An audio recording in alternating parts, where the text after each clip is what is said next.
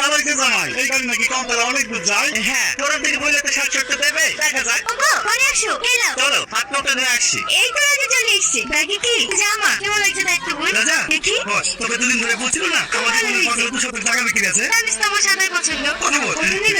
অনেক শুনছি, 1650 আমার ভাই খুব নাম করে তোমার। যা বল যা। ভাই তো ফরজি বাড়ান মিলন, তোমার কাছেই তো কাজ করে। ও, এখন কটা লোক আছে? ওই 35-40 টা হবে। বাহ, ইনকাম তো ভালো হয় তাহলে।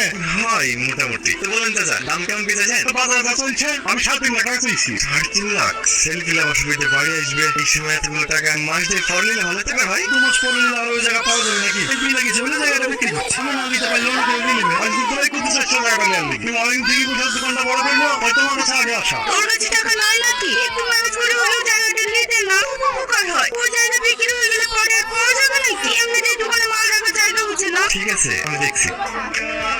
নিচে নেই, বহুত মুশকিল হয়ে গেছে। আপনি